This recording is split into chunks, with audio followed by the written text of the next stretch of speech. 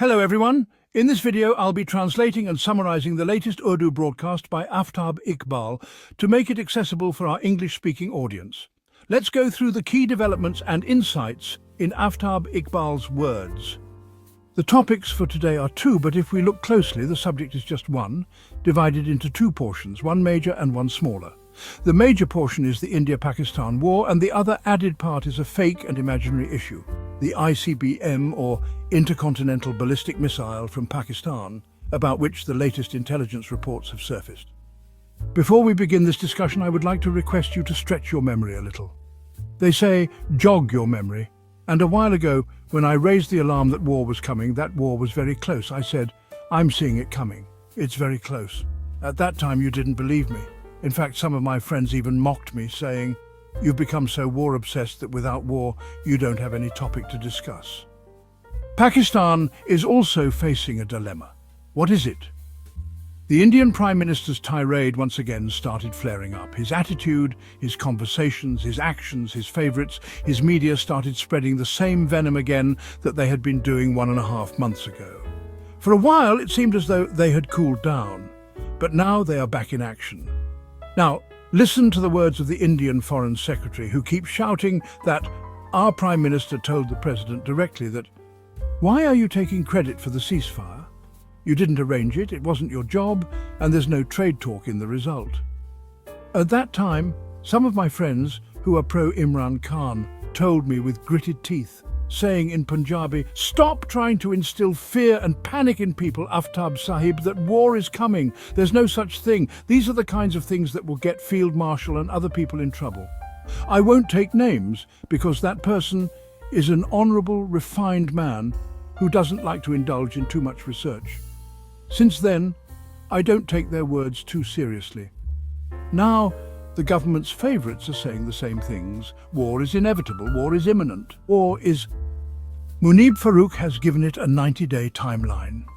Listen to their conversation. I want to make you aware, based on facts and crucial intelligence, that within the next 2 to 3 months, I believe the probability is over 90%, maybe even 95%. It's imminent. It seems that another conflict, another war, will break out between India and Pakistan. Now, you've heard this. Let's also hear what Mohammed Malik has to say.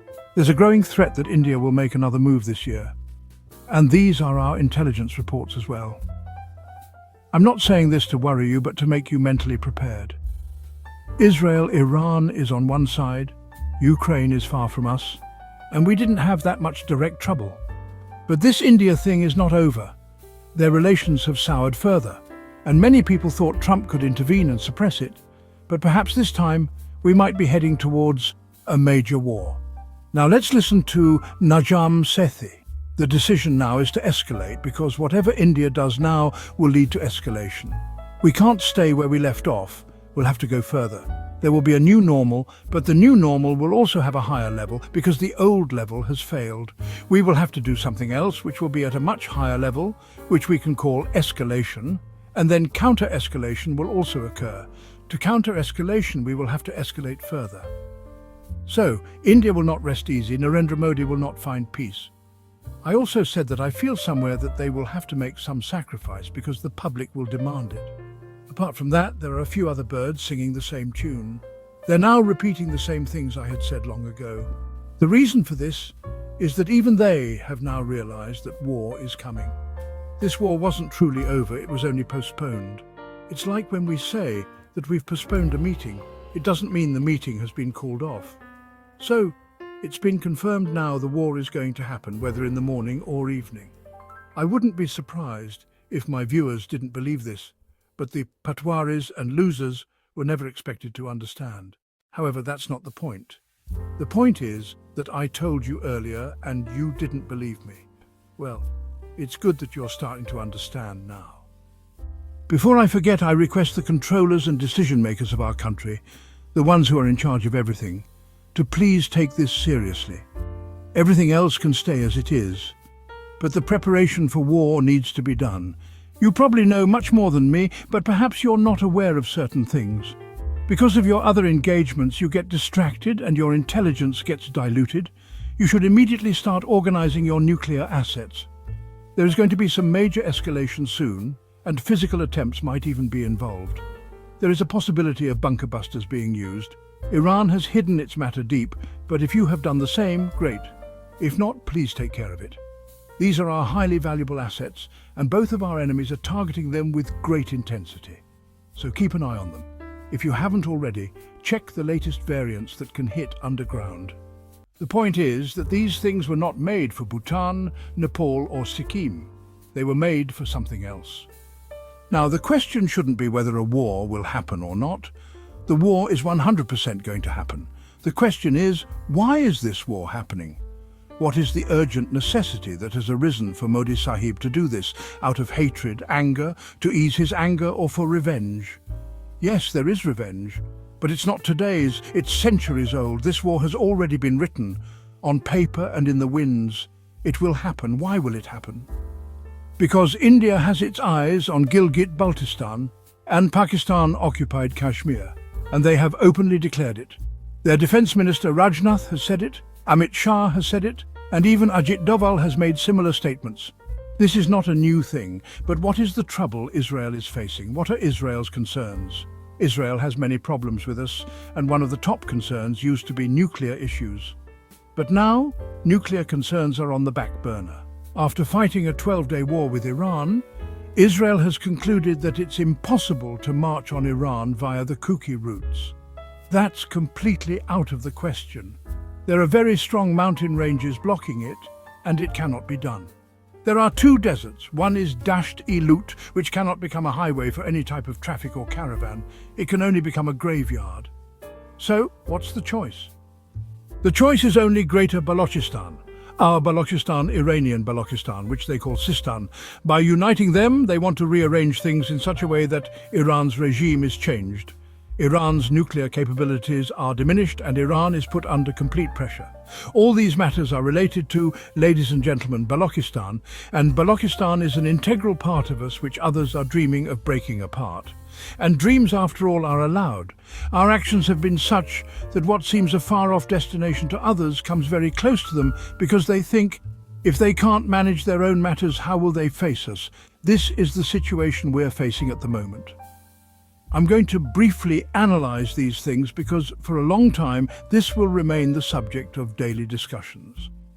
Whenever we talk, there will be some mention of war because things are once again moving in that direction. Let's turn to the topic of ICBMs. This is really a stupid, foolish thing. First of all, Pakistan doesn't have ICBMs, nor does it have the intention of developing them. Initially, Pakistan thought that with missile technology it could strike wherever it wanted. But later it became clear that it wasn't that easy. So Bashwa Sahib even shut down the intermediate range missiles, which had a range of 2,400 kilometers, and were even capable of reaching Israel. So how would Pakistan manage intercontinental range missiles? This is why this is just foolishness being spread by American intelligence. But the question is, as I said earlier, don't ask whether war will happen or not. It will definitely happen. Don't ask whether this foolishness is being spread or not. It is.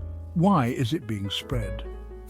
The million-dollar question is, American intelligence leaks such information to test things out. This is called agenda setting.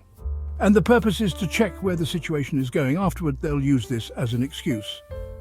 Israel, of course, will deny it and create a lot of noise because right now, the India-Israel nexus is at its peak, and this doesn't need Donald Trump's involvement at all. Our naive king doesn't know what's going on. Therefore, India had made a very clear offer to Israel. You do this for me, I will do that for you. You're already giving me technology, and that's our deal, but now you need to involve the deep state with me. I need their support every step of the way. In return, I will give you access to Balochistan. To do that, we need to neutralize the Pakistani military. It's like deflating a tire on a vehicle. It's useless unless you neutralize the whole system. This is a huge temptation. Israel can be part of this, and even others can join in. That's why you need to understand how this unholy alliance, this nexus, has formed at this stage. I always say that those who think they can control everything, that the world moves according to their will, are wrong. They might have authority over birds, but not over deep states.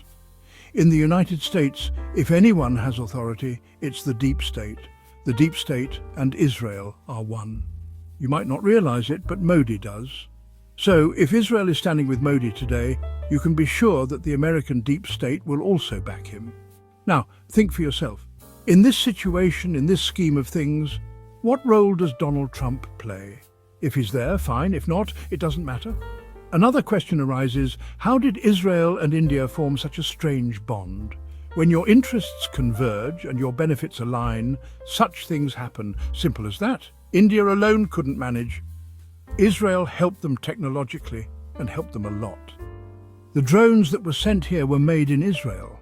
Similarly, the Icebreaker, a very sophisticated and terrifying missile system, was provided to India by Israel. There's also an extremely dangerous cyber warfare system called 8200. Under this program, Israel has the ability to infiltrate your systems.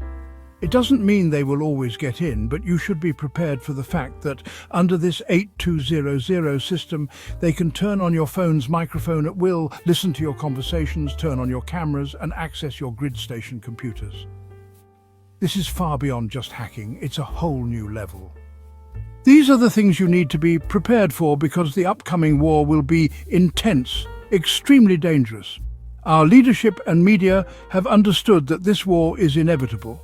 But what they haven't fully realized is how intense and catastrophic it will be. They haven't grasped the true scale of its consequences. I always request the need to turn things upside down. This war will turn everything on its head. We have to prepare for it, and how to do that we don't know. But you need to remember one thing.